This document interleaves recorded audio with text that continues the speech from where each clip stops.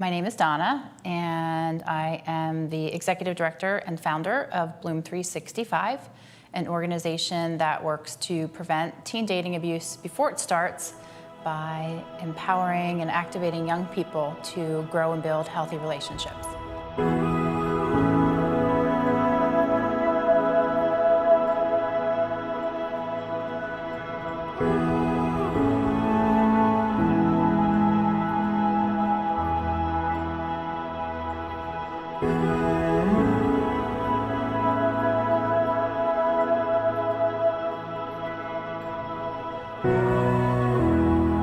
Oftentimes, we're in this conversation about domestic violence, sexual assault, teen dating abuse.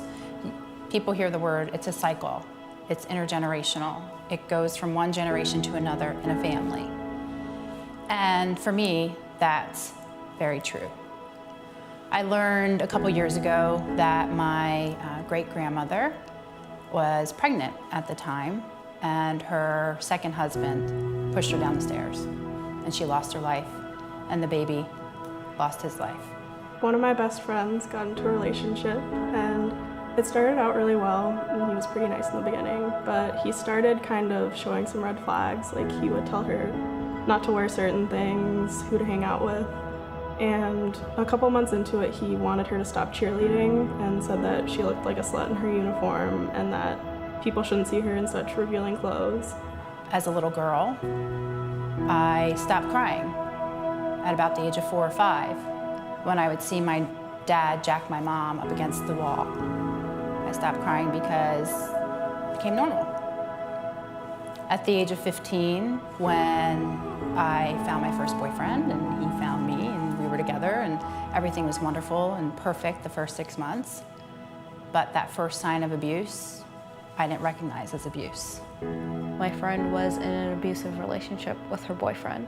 And so what would happen is that at lunch, they would sit together, but alone. She wasn't allowed to talk to any of her friends or her boyfriend's friends. Every time she would talk to another guy or even like jokingly have a crush on a celebrity, he would use it against her and blackmail her and guilt trip her. I didn't know that him putting me down or humiliating me or telling me that I was worthless were those early signs of a controlling and abusive relationship.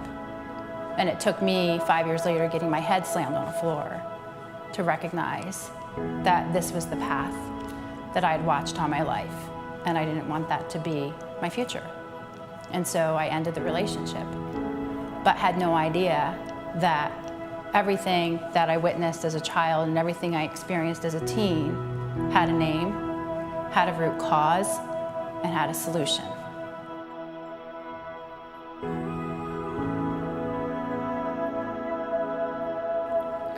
Hi, I'm Maria, and I'm an outreach advocacy intern with Bloom 365. I joined Bloom once I met someone who was on staff with Bloom already, and I saw the awesome work that he was doing and that everyone else in the organization was doing, and I saw the difference that was happening in the community and the great passion that everyone was bringing to making change with our youth and helping them to develop healthy relationships. So I jumped on, and I've been loving every second since. Being a volunteer with Bloom 365, and one word, is amazing. It's awesome to actually teach these preteens and teens what healthy relationships are. It involves kindness, self-awareness, and being empathetic. And I would say with teens now, they don't really see that because everything is social media, and they don't really get that interpersonal relationships. I used to work with strictly with adults in dealing with domestic violence, and I started to see like a really big gap where teens weren't being addressed. I was in a shelter environment where families would come in and their teens were exhibiting a lot of the same behaviors as like a perpetrator would, or also feeling as though they may have been victimized as well. And so I wanted to kind of change focus for myself and start looking at teens, and that's what brought me to Bloom.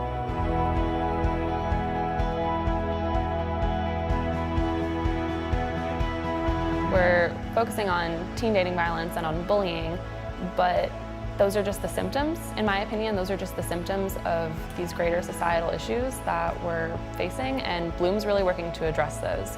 So we work with the root causes, we're looking at oppression, we're looking at taught abusive behavior, and other things that sometimes don't get addressed, but are truly the root core. We're able to work with them and actually show them like what some of those red flags are so that they aren't part of that statistic. We're able to provide them education on like how to have better self-esteem, how to empathize more with others, how to manage conflict with good conflict resolution, and on top of that, even how to help a friend who may be in an unhealthy or violent relationship.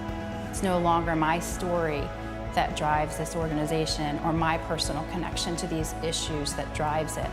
It's the stories of the over 5,000 teens a year that we reach who've experienced similar or worse in their lives that keep this going and give us the hope that it's those same teens and those same young people that have the potential to stop it.